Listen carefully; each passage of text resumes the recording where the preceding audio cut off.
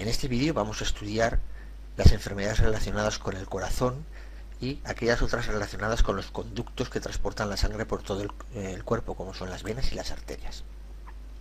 Estudiaremos qué es un infarto, qué es un derrame cerebral, qué es una angina de pecho, en qué consiste el colesterol bueno y el colesterol malo, qué es una trombosis, para qué sirve el medicamento Sintrom, qué es un accidente cerebrovascular, en qué consiste la hipertensión, qué son las hemorragias, qué es una embolia, qué es la aterosclerosis, qué diferencia existe con la arteriosclerosis, qué es un aneurisma, qué es una placa de ateroma, qué es un ictus cerebral y, en fin, todo aquello que se considera enfermedad cardiovascular, cardio-corazón, vascular, vasos sanguíneos. Haremos primero un repaso del sistema circulatorio. El sistema circulatorio tiene dos misiones fundamentales. En primer lugar, hay que llevar alimento y oxígeno a las células. El alimento se recoge en los intestinos y es transportado mediante los vasos sanguíneos o el aparato circulatorio a las células de los tejidos de las diferentes partes del cuerpo. El oxígeno es recogido en los alvéolos pulmonares y es también transportado a las células de los tejidos del cuerpo. Como resultado de las reacciones químicas que tienen lugar dentro de las células, se producen unos desechos que no sirven para nada, que son basura, que tienen que ser eliminados de las células. Las células lo echan al torrente sanguíneo, aquí y aquí. Entonces, el que echan como dióxido de carbono es transportado hasta los alvéolos pulmonares y es soltado en la ventilación pulmonar. Y otras sustancias de desecho, como son la urea y el ácido úrico, pues son transportados hasta los riñones, donde se formará la orina y serán expulsados en la orina. Es decir, dos misiones del sistema circulatorio: llevar nutrientes y oxígeno a las células, en las cuales no pueden estas vivir, y llevarse las sustancias de desecho de las células como consecuencia de sus procesos vitales al sistema excretor que tendríamos aquí. Si en un momento determinado algún mecanismo del transporte falla, es decir, no se puede llevar oxígeno, no se puede llevar nutrientes, estas células van a dejar de funcionar bien e incluso van a poder morir. Vamos a ver en primer lugar qué diferencia hay entre arterias y venas. Se denomina arteria a todo aquel vaso sanguíneo que lleva la sangre del corazón hacia cualquier otro órgano, y recibe el nombre de vena aquel vaso sanguíneo que lleva la sangre desde cualquier otro órgano al corazón, devolviéndolo a él. Es decir, arterias, corazón a órganos; venas, órganos al corazón. Aquí tenemos las principales arterias y venas. Salen las arterias del corazón. La principal arteria es esta, la arteria aorta, que es la más gruesa, que se va ramificando en la carótida, que va hacia la cabeza, en la hepática, que va hacia el hígado, la mesentérica, que va hacia los intestinos, la renal, que va hacia los riñones, etc. Y después de haber atravesado estos órganos, el riñón, el hígado, los intestinos, etc., ya pasan a ser venas, y entonces estas venas se van juntando en venas cada vez mayores, que acaban en dos venas grandes, que son la vena cava inferior, que acaba en el corazón, y la vena cava superior, que recoge la sangre de la parte de arriba del cuerpo, que acaba también en el corazón. Y hay también dos arterias principales, otra arteria muy fundamental, que son las arterias que van a los pulmones. La arteria pulmonar, que es esta, y cuando vuelve la sangre de los pulmones al corazón es la vena pulmonar. Hay más diferencias entre las arterias y las venas, aparte de dónde a dónde llevan la sangre. Las arterias tienen que aguantar el impulso fuerte que provoca el corazón. El corazón, al latir, impulsa de una manera brusca la sangre, y por lo tanto las arterias que aguantan la salida de la sangre del corazón tienen un mayor grosor precisamente para aguantar este impulso. Están hechas de músculo liso y una especie de tejido que les da elasticidad. Todas estas arterias se van ramificando cada vez en zonas más pequeñas, hasta acabar a tener el tamaño de un cabello o incluso inferior. En ese caso, estos vasos sanguíneos se llaman capilares. Y en los capilares es justo la zona donde se produce el intercambio de sustancias nutritivas entre las células, que estarían en estos espacios en blanco, y la sangre. Se pasaría oxígeno y nutrientes de la sangre a las células, y de las células saldrían los productos de desecho a la sangre. Poco a poco esto se va a ir juntando en capilares que ya han pasado por el órgano y van a formar una vena. En la vena prácticamente la presión ha desaparecido, es decir, al pasar por tubos tan finos, toda la presión que le daba al corazón el corazón a la sangre ha desaparecido y por lo tanto en las venas la presión es muchísimo más pequeña. Al ser muchísimo más pequeña no hace falta que la pared sea tan gruesa y sin embargo sí que debido a que el movimiento por las venas es muy lento hay que intentar impedir que la sangre retroceda y entonces tiene unas válvulas para que la sangre vaya en esta dirección, pero cuando intenta volver, retroceder, se cierra la válvula y no puede retroceder. Aquí tenemos el aspecto general de una arteria. Los peligros mayores que existen en cuanto a enfermedades cardiovasculares se dan en las arterias. Entonces tiene una túnica media, una zona intermedia, que es la zona de músculo liso y fibras elásticas. Tiene una capa externa que la protege y una capa interna, el endotelio, que también protege el interior.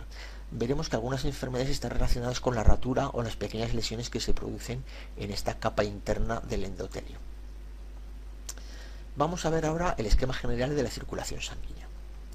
La circulación sanguínea en principio parece muy compleja, pero se puede desdoblar en dos grandes circuitos. El primer circuito es el de la circulación menor. La sangre que llega al corazón aquí, en esta zona azul, que es sangre pobre en oxígeno, del resto del cuerpo, ha venido del resto del cuerpo, es mandada a los pulmones, donde se oxigena y vuelve otra vez al corazón, a esta zona de aquí. Es decir, este circuito pequeño, que es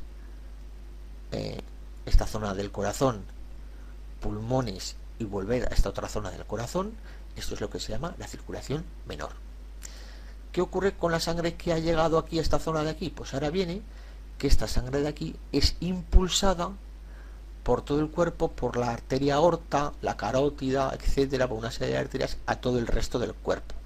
Y esta circulación es la circulación mayor, es decir, va del corazón a todo el resto del cuerpo, menos los pulmones, para volver otra vez al corazón a ser recogido por aquí.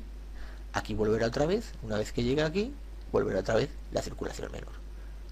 A los pulmones, a oxigenarse, volverá a este otro lado del corazón y aquí otra vez volverá a ser mandado a todo el resto del cuerpo. Y así sucesivamente. Vamos a ver ahora la anatomía del corazón. El corazón está hecho fundamentalmente de 4 cavidades, está hecho de un músculo que se llama miocardio, el músculo del corazón se denomina miocardio. Existen 2 cavidades superiores, que son esta y esta, que son las aurículas, y 2 cavidades inferiores, que son esta y esta, que son los ventrículos. Se pueden contraer independientemente las cavidades superiores de las cavidades inferiores y esto va a permitir, mediante un sistema de válvulas que existen bastante complejo, va a permitir que la sangre circule en una determinada dirección. Vamos a ver cómo funciona. En primer lugar, el corazón tiene un movimiento que se llama diástole. La diástole consiste en la relajación del corazón. Cuando el corazón se relaja, la sangre entra en esta aurícula y entra en esta aurícula. Aquí procede de los pulmones, que son estos tubos de aquí, procede de los pulmones y rellenan esta aurícula, y aquí proceden de la vena cava superior y de la vena cava inferior y rellenan esta aurícula. ¿Qué ocurre ahora? Pues ahora las aurículas se contraen. Este proceso se llama sístole auricular. Se chafan las paredes de las aurículas y por lo tanto, mediante un sistema de válvula, no les queda más remedio que pasar a los ventrículos. Pasa a este ventrículo de aquí y a este ventrículo de aquí. Las paredes de los ventrículos son bastante más gruesas. ¿Por qué? Porque tienen que impulsar la sangre al resto del cuerpo. Aquí las aurículas solamente tienen que transportar la sangre de aquí a aquí, de aquí a aquí, mientras que ahora los ventrículos tienen que impulsar la sangre al resto del cuerpo. ¿Qué va a pasar? Pues que se produce la sístole ventricular. Se comprimen los ventrículos y entonces al comprimirse, la sangre que estaba aquí sale por esto de aquí, que son las arterias pulmonares, que se dirigen a los pulmones, a la circulación menor, y aquí se comprimen y salen por esta arteria grande, que tiene aquí una curva grande, que es la aorta, que luego baja por aquí, por detrás del corazón, y que va repartiendo sangre mediante diferentes ramales a las diferentes partes del cuerpo. Una vez que esto ha ocurrido, es decir, diástole, sístole auricular, sístole ventricular, el corazón vuelve a tener una nueva diástole. Y así sucesivamente iría poco a poco, mediante esta serie de movimientos, haciendo circular el corazón, la sangre, al circuito de la circulación menor y de la circulación mayor. Aquí lo tenemos todo seguido. Se ven que ya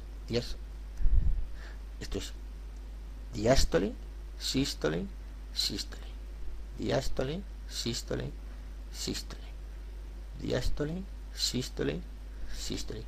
Y aquí en este otro lado, diástole, sístole, sístole, diástole, sístole, sístole. Vamos a ver ahora en qué consiste la presión arterial. Como consecuencia del impulso que hacen los ventrículos al sacar la sangre del corazón, la sangre sale con una cierta cantidad de presión que se realiza contra las paredes de las arterias, y esto es lo que se denomina la presión arterial. La presión de la que hablamos es siempre presión arterial, y no se habla de la presión en las venas. ¿Por qué? Porque después de que la sangre ha atravesado toda la red de capilares de pequeños vasos sanguíneos, ha perdido gran cantidad de la presión, y prácticamente la presión que existe en una vena es mínima en comparación con la presión que existe en una arteria. La presión se mide con este aparato, que es un esfigmomanómetro, con la ayuda de un fonendoscopio. Este es el más habitual, aunque existen también esfigmomanómetros automáticos. Aquí podemos ver una cosa interesante. Cuando medimos la presión, se miden dos presiones: la presión sistólica y la presión diastólica, es decir, la máxima y la mínima. ¿La máxima cuál es? La que se produce cuando el corazón produce la sístole ventricular, es decir, cuando se da el fuerte impulso por parte de los ventrículos para que salga la sangre fuertemente a presión del corazón. Entonces la presión es cuando es máxima. Sin embargo, cuando el corazón se relaja para que entre la sangre dentro de las aurículas, eso se llama diástole, y es la presión mínima que tienen las arterias, la sangre en el interior de las arterias. Entonces, estas son las presiones, se dan en milímetros de mercurio, aunque lo normal es que se quiten estos valores y se diga 11,7, en este caso redondeando sería 12,8. Vamos a pasar ahora a estudiar las enfermedades cardiovasculares. En primer lugar, analizaremos la hipertensión. La hipertensión consiste en que cuando una persona se mide habitualmente la tensión, tiene la presión máxima de forma habitual por encima de los 139 milímetros de mercurio, es decir, lo que normalmente se llama 14. La presión máxima por encima de 14, o la presión diastólica, que es la presión mínima, por encima de 9, en principio de 8,9. Entonces, cuando ocurre alguna de estas dos cosas, estamos hablando de que la persona es hipertensa. Aproximadamente un tercio de la población hipertensa es debido al excesivo consumo de sal. La relación entre la sal, sobre todo el sodio, ya que la sal de cocina que empleamos para cocinar es cloruro de sodio, e hipertensión es compleja, no la vamos a estudiar aquí, pero sí que hay que tener en cuenta que las consecuencias de la hipertensión, muchas veces debidas a este exceso de sal, son graves. Desde roturas de vasos sanguíneos, hay que tener en cuenta que si en una tubería la presión es muy alta, la tubería puede reventar. Entonces esto puede ser muy peligroso si la tubería, a la arteria de la cual estamos hablando, es una tubería que está en el cerebro, que está en el corazón, etc. Además, la fuerte presión a la que se ve sometida la sangre en el interior de las arterias hace que se puedan lesionar las capas internas de las paredes de las arterias, lo cual a la larga va a tener complicaciones. Puede producir insuficiencia renal, en fin, una serie de cosas que hace que la hipertensión sea realmente una enfermedad grave. Las recomendaciones para bajar la tensión arterial son, en personas de sobrepeso u obesidad, pues adelgazar, disminuir el consumo de bebidas alcohólicas, ya que estas producen hipertensión, sobre todo, y la más importante, reducir la cantidad de sal que se toma a no más de 6 gramos al día, tomar frutas que tengan otros cationes diferentes del sodio, como pueden ser el potasio. Aquí tenemos el plátano, que es rico en potasio, o alimentos ricos en calcio y magnesio, como por ejemplo los frutos secos. Y también unas sustancias que hacen subir rápidamente la tensión arterial son la cafeína y la nicotina, es decir, la mezcla de tabaco y café pues hace que suban, que se produzcan picos altos de hipertensión. El comer grasas saturadas y colesterol pues también ayudan a esta subida de la tensión arterial. Vamos a ver ahora en qué consiste la arteriosclerosis. La arteriosclerosis no hay que confundir con la aterosclerosis, aunque se parecen mucho el nombre. Están además relacionadas, pero no son exactamente lo mismo. Vamos a ver qué es la arteriosclerosis. La arteriosclerosis es el endurecimiento o pérdida de elasticidad de las paredes de las arterias. Las arterias son elásticas, es decir, cuando la sangre es impulsada por el corazón, un poco pueden dilatarse para acomodarse a esa subida de presión.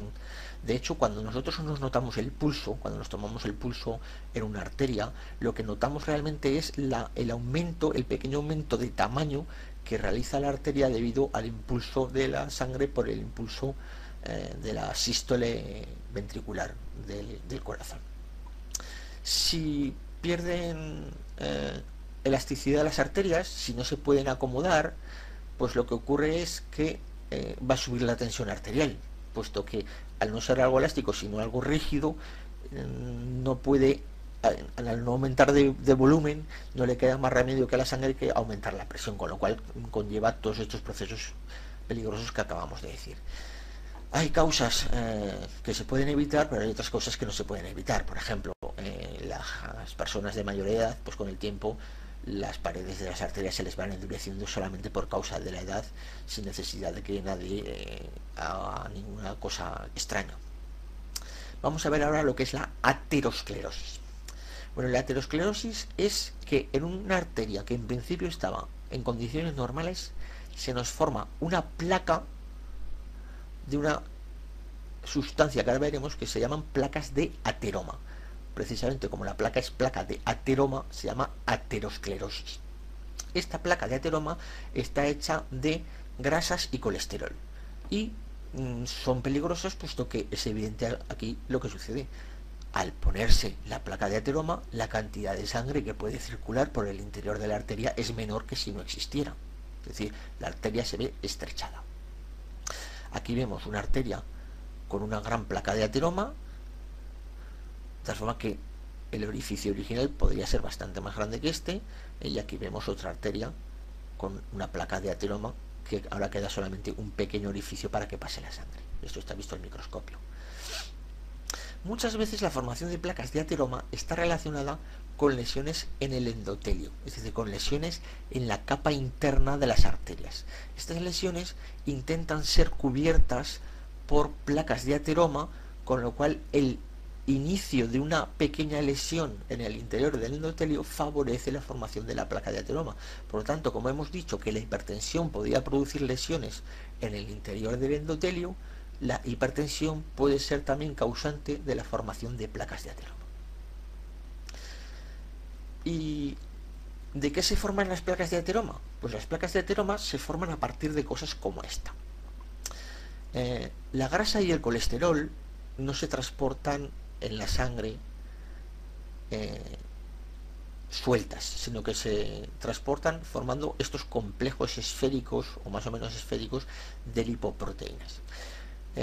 Todo el mundo tiene que entender que la grasa en la sangre no se transporta como si fuera gotitas de grasa, puesto que todo el mundo sabe que cuando una persona se echa aceite al agua, el aceite se queda flotando. Si el aceite estuviera, o la grasa que nos tomamos, se estuviera formando gotitas, pues se quedaría sin mezclar y no podría ser transportada por la sangre. Entonces, ¿qué ocurre? Que se forman una serie de complejos con sustancias que son fosfolípidos, colesterol, proteínas, etcétera, que lo que permiten es que estas partículas puedan viajar por la sangre con relativa facilidad. Ahora bien, el tamaño que tienen estas partículas dependen de la cantidad de colesterol que contienen. De tal forma que si contienen mucho colesterol, se forman partículas de tamaño grande, como estas de aquí. Y si contienen poco colesterol, se forman partículas de tamaño pequeño. Esto es lo que se llama el colesterol bueno, es decir, la forma de transportar lipoproteínas, de transportar colesterol y de transportar grasas que son buenas porque no se pegan a las paredes de las arterias. Sin embargo, si hay mucho colesterol y muchas grasas también, entonces se nos producen lipoproteínas de gran tamaño que tienen una facilidad, de gran tamaño estamos hablando de 70 nanómetros, que tienen la facilidad de pegarse a las paredes de las arterias. Esto de aquí se considera colesterol malo, mientras que esto de aquí se considera colesterol bueno.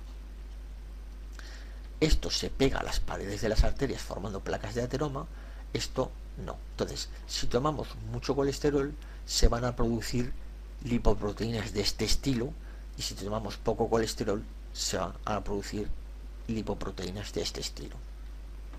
¿Qué cosas tiene de buena las lipoproteínas del colesterol bueno? Pues tienen dos cosas. Una ya la hemos dicho, es que no se pegan a las paredes de las arterias. Pero la segunda es que tienen capacidad para despegar placas o pedazos de placas de ateroma. Con lo cual esto nos favorece en el sentido de que si hemos tenido placas de ateroma formadas que pueden ser peligrosas, pues puede ser que se vayan eliminando. Aquí tenemos alimentos con la cantidad de colesterol. Todos estos alimentos que tienen mucho colesterol van a provocar que se produzcan estas grandes masas, digamos, de lipoproteínas, que son las que se pegan a las paredes de las arterias.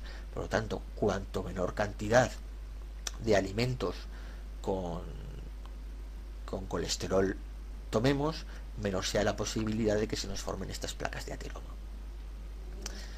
Ahora vamos a estudiar en qué consiste la trombosis. Un trombo es un coágulo. Un coágulo de sangre, todo el mundo ha visto un coágulo de sangre, una postilla, es un pedazo de sangre coagulada.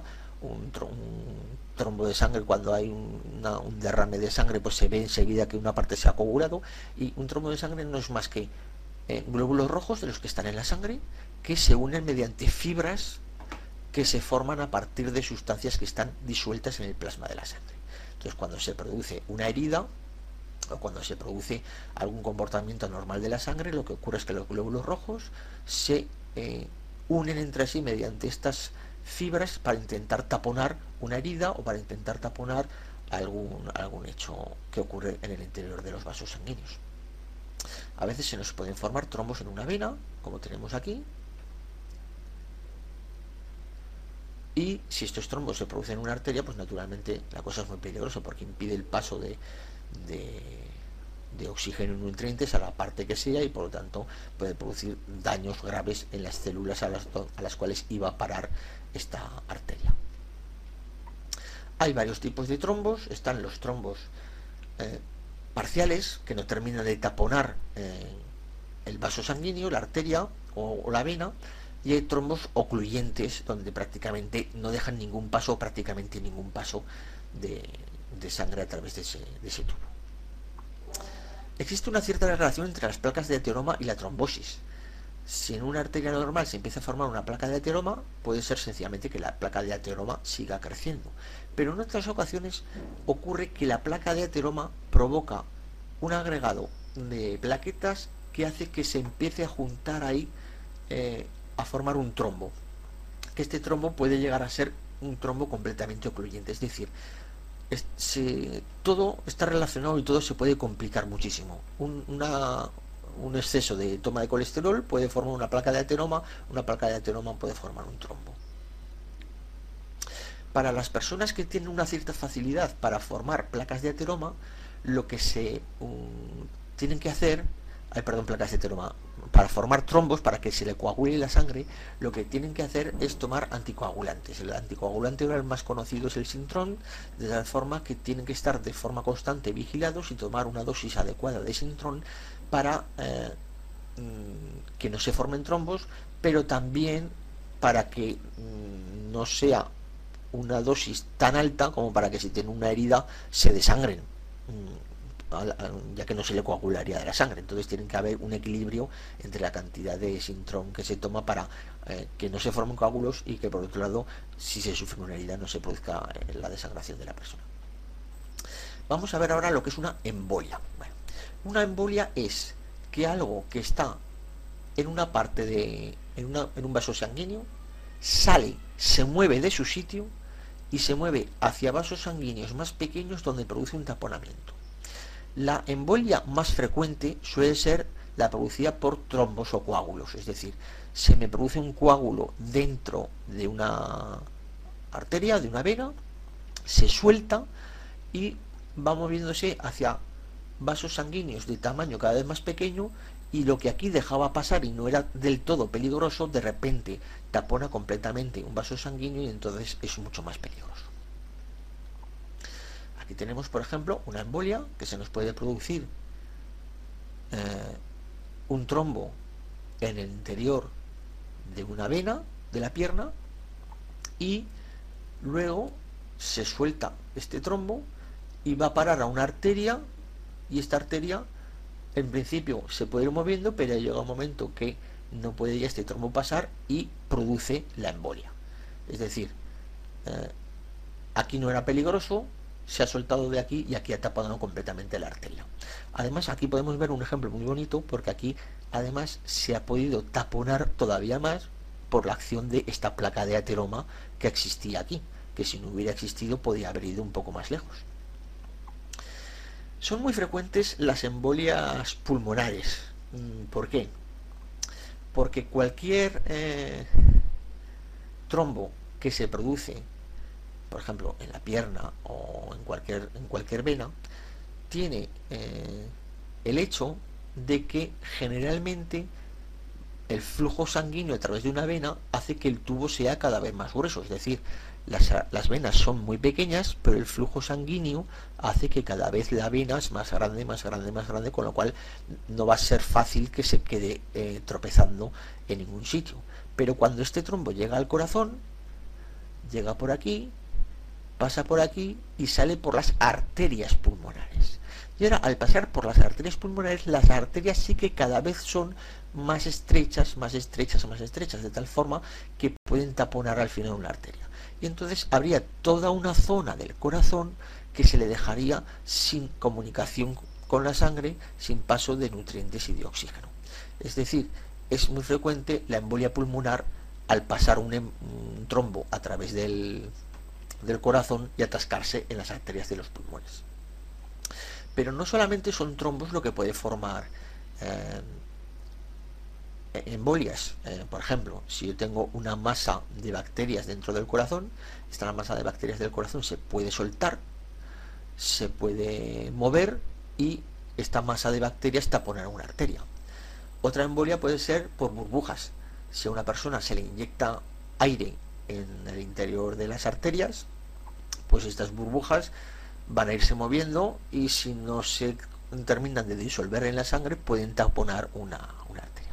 Esto es una cosa rara, ya que generalmente a nadie le inyectan aire en el interior de las arterias, pero sí que ocurre mucho con los submarinistas, y vamos a explicarlo.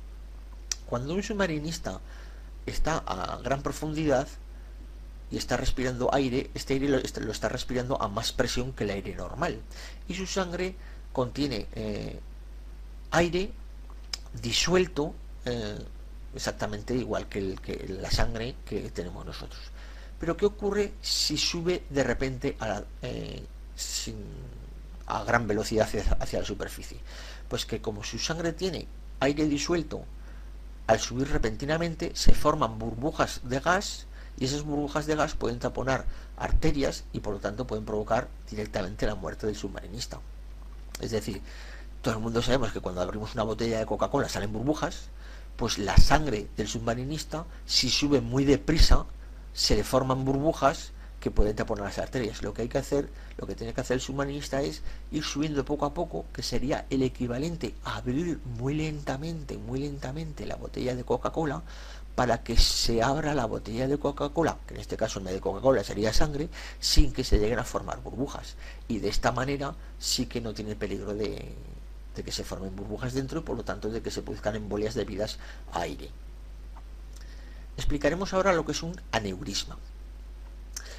Un aneurisma es la pérdida de resistencia de la pared de una arteria de tal forma que en esa zona se ensancha normalmente, puesto que no tiene la suficiente fuerza como para mantener la forma que tenía inicialmente. Puede ser una forma de saco, puede ser una forma de ya lo diré, de hoz, de uso, perdón, una forma de uso. Pueden tener diversas formas, pero el peligro que tienen es que puede llegar un momento en que si la presión es grande y se sigue debilitando, se rompa y por lo tanto se produzca una hemorragia interna.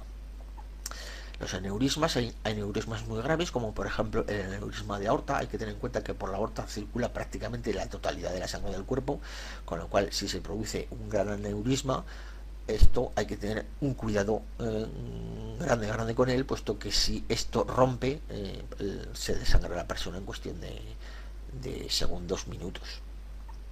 Hay también aneurismas cerebrales, pues aquí tenemos un pequeño aneurisma cerebral. Esto en principio no ocurre nada porque no se rompe, pero es una bomba de relojería. Es decir, este aneurisma en cualquier momento puede romper y por lo tanto producir una hemorragia en el interior del cerebro, con las consecuencias que más tarde comentaremos. Las hemorragias pueden ser de dos tipos: una hemorragia externa, generalmente debido a lesiones, o una hemorragia interna, que puede ser debido a lesiones, pero también, a como hemos visto ahora, a que se produzcan aneurismas debido a la pérdida de consistencia de las paredes de las arterias. Y vamos ahora ya con quizá lo más famoso en cuanto a enfermedades cerebrovasculares, que son los infartos y las isquemias. Vamos a ver en qué consiste una isquemia. Si por un vaso sanguíneo, por alguna consecuencia de las que hemos estado viendo hasta ahora, no llega el suficiente oxígeno y nutriente a las células de un órgano, entonces estamos hablando de que se produce una isquemia, que en algunos casos se llaman también angina, anginas de pecho u otras. Si la falta es total, es decir, si el taponamiento de una arteria, por ejemplo, es tan grande que no llega ningún tipo de oxígeno, ningún tipo de nutriente, las células van a empezar a morir, y cuando empieza a producirse la muerte de las células se produce un infarto. Es decir, un infarto no sería más que un tipo de isquemia en el cual se produce la muerte celular. Lo primero que hay que quitarse de la cabeza es que los infartos son solamente de corazón. Puede haber infartos de muchas cosas. Es decir, por ejemplo, en el caso que hemos estudiado antes de una embolia pulmonar, el trombo se mueve por aquí, viene por aquí, pasa por aquí, por esta zona del corazón, se mueve por aquí, llega aquí y aquí ¡pum!, tapona una arteria. Al taponar una arteria aquí, en este punto, toda esta zona del corazón se ve privada de nutrientes. Las células privadas de nutrientes pueden empezar a morir, y si pueden empezar a morir, pues aquí sería un infarto pulmonar. Aquí tenemos el caso del infarto intestinal. El intestino recibe sangre, recibe nutrientes de las arterias mesentéricas. Si las arterias mesentéricas se produce un taponamiento, que ocurre que no llega sangre al intestino y por lo tanto se produce la muerte, se puede llegar a producir la muerte de las células que forman parte del intestino, y esto sería un infarto intestinal. Puede ser un infarto en algunas zonas de la piel, puede ser un infarto en algunas zonas de las extremidades, debido a que no pasa sangre a través de las arterias y las células de las extremidades, de los dedos, etcétera, empiezan a morir. Esto es una cosa muy típica en escaladores, donde la congelación de los dedos hace que no fluya sangre por el interior de los vasos de los dedos, y por lo tanto las células de esos dedos privadas de nutrientes y oxígenos pues empiezan a morir, empiezan a necrosarse, y eso podríamos considerar un infarto. Vamos a ver ahora las isquemias cerebrales. Las isquemias cerebrales son aquellas que afectan al cerebro a partir de las arterias que irrigan la totalidad de la masa encefálica, tanto cerebro, cerebelo, etc. Los accidentes cerebrovasculares, es decir, aquello que ocurre, aquellas enfermedades que ocurren en el cerebro debido a fallos en los vasos sanguíneos, pueden ser de dos tipos. Pueden ser un accidente cerebrovascular hemorrágico, es decir, se rompe, generalmente con un aneurisma previo, se rompe algún vaso sanguíneo, una arteria normalmente, con lo cual se sale. Entonces esto va a provocar dos cosas. Primero, que la sangre que tenía que ir a una serie de células no llega, porque se está saliendo por otro sitio. Y segundo, la formación de un gran coágulo en una determinada zona va a empezar a presionar una parte del cerebro, con lo cual esa parte del cerebro va a funcionar mal. Y luego el otro accidente cerebrovascular, el isquémico, que también se conoce a veces como infarto cerebral, como ictus, pues consiste en una oclusión total o parcial de una arteria del cerebro, con lo cual, si se tapona esta zona, toda la zona que llevaba nutrientes y oxígenos, esta arteria de aquí, pues va a empezar a morir. Si solamente es una pérdida parcial, pues tendremos una isquemia, pero si lo que ocurre es que se llega a morir toda esta parte del cerebro, pues entonces tendríamos un infarto cerebral. Aquí Aquí tendríamos pues un caso de flujo sanguíneo disminuido, con lo cual tendríamos una isquemia cerebral, y aquí tenemos algunas de las causas que ya hemos estudiado. Es decir, puede ser que una zona del cerebro no reciba nutrientes y oxígenos porque en una arteria se ha producido una trombosis, y aquí además vemos que la trombosis está causada por una placa de ateroma que ha facilitado la placa de ateroma la creación de un trombo. O también puede ser por una embolia, porque se haya soltado de algún sitio un trombo y haya llegado a una zona más estrecha, a una zona de arterias más estrechas donde haya tapón. El accidente cerebrovascular hemorrágico pues puede tener este aspecto. Aquí tenemos un cerebro donde se ve perfectamente cómo la sangre se ha salido por determinados sitios, y claro, esta sangre que se sale por determinados sitios no llega a determinadas partes del cerebro. Aquí vemos también una zona afectada por un derrame cerebral que no solamente produce la pérdida de sangre en esta zona, sino que además produce una deformación. Ya se ve que esta mitad de aquí no es igual que esta mitad de aquí, debido precisamente a la deformación producida por la salida de sangre. ¿Cuáles son las consecuencias? Pues las consecuencias dependen mucho de la zona afectada. Como el cerebro está compartimentado en zonas con determinadas funciones, dependiendo de la zona que haya quedado afectada, pues nos puede producir desde la muerte a producir pérdidas de determinadas actividades cognitivas, por ejemplo. Nos puede afectar al área visual y perder la visión, nos puede afectar al área motriz y perder capacidad de movimiento, capacidad de escribir, capacidad de entender el lenguaje, de comprender palabras, de escuchar. Es decir, podemos quedarnos con determinadas lesiones de lo más extrañas, además, incluso de cambios, hasta cambios de personalidad, dependiendo de cuáles son las zonas del cerebro afectadas por estas lesiones. Si la zona del cerebro afecta al control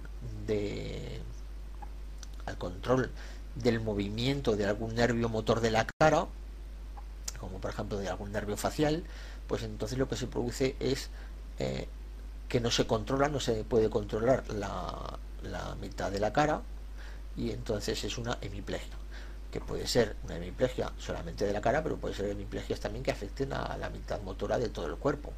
Es decir, las hemiplegias son muy características porque se produce una lesión en una parte del cerebro contraria al lado que se ve afectado. Los síntomas a los cuales hay que advertir pues son muchas veces pues adormecimiento de un brazo, una pierna o la mitad de la cara. El hecho de que sea la mitad de una cara o una pierna y no la otra nos puede estar indicando que es una zona del cerebro, la derecha o la izquierda, la que está siendo afectada. Confusión para hablar, para entender, problemas para ver, pérdida de equilibrio, es decir, una especie de estado de no estar muy claro en el mundo, unido a un dolor de cabeza muy intenso, lo que puede significar que estemos ante los síntomas de un ictus, ante los cuales hay que acudir inmediatamente, puesto que una reacción rápida pues nos puede salvar de las consecuencias graves de un ictus o de un accidente cerebrovascular. Vamos a ver ahora las isquemias coronarias. Las isquemias coronarias son lo que se conoce normalmente como anginas de pecho e infartos. Consiste en que el corazón deja de funcionar bien. ¿Y por qué deja de funcionar bien? Pues porque el corazón es un músculo, el músculo del corazón se llama miocardio, y como todo músculo pues necesita, para poder vivir, que le lleguen oxígeno y nutrientes. Y hay una red de vasos sanguíneos, que son las arterias coronarias, que son las que se encargan de llevar oxígeno y nutrientes a todas las células del corazón. Si algo impide el normal aporte de oxígeno y nutrientes a las diferentes partes del corazón, esto va a fallar y por lo tanto vamos a tener una isquemia coronaria o cardíaca, porque afecta a estas arterias coronarias. La angina de pecho es una de ellas. La angina de pecho es una isquemia en la cual no se termina de producir la obstrucción total de una arteria. Aquí tendremos, por ejemplo, en esta arteria coronaria de aquí, que existe una placa de ateroma, con lo cual el taponamiento no es total, pero pasa menos sangre de la que debía. Como pasa menos sangre de la que debería, esta zona del corazón no tiene la suficiente cantidad de oxígeno y nutrientes para realizar bien su función. Y entonces se produce una enfermedad, que es la angina de pecho, que suele ser destacarse por lo brusco que aparece y el dolor intenso que produce. Pero sí, lo que ocurre es que el taponamiento es completo. Tenemos por aquí, por ejemplo, una placa de ateroma que ha taponado completamente este pedazo de arteria coronaria de aquí. Pues lo que ocurre es que de aquí hacia abajo no llega ni nutrientes ni oxígeno, con lo cual ahí tendríamos que las células del corazón en cuestión de minutos van a empezar a morir, y por lo tanto, como mueren, como se produce necrosis, hay un infarto de corazón. Aquí vemos otro mecanismo en el cual un trombo se ha atascado. Además, aquí, como vemos aquí, se ha atascado ayudado por la existencia de placas de ateroma que estaban aquí pegadas en esta arteria. Se ha atascado ahí, y ¿qué ocurre? Que toda la zona que venía a irrigarse de sangre a partir de este punto de aquí, pues empieza a morir, y si muere, pues empieza a producirse un infarto que puede ser letal. ¿Cuál es la gravedad de un infarto? Bueno, pues la gravedad de un infarto depende de a la altura a la cual se produzca el taponamiento. Si el taponamiento se produce aquí, toda esta zona de corazón se va a ver afectada. Claro, si el infarto se produce aquí, la zona afectada es mucho mayor.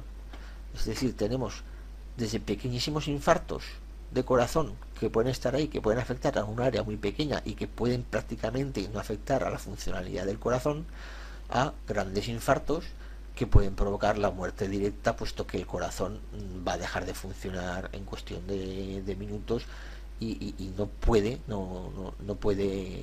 funcionar con un área tan grande deteriorada. Las zonas de dolor en el infarto de miocardio, pues más o menos todo el mundo las conoce, suelen ser en el centro del pecho, que se pueden mover, que se pueden extender hacia los brazos e incluso hacia la espalda.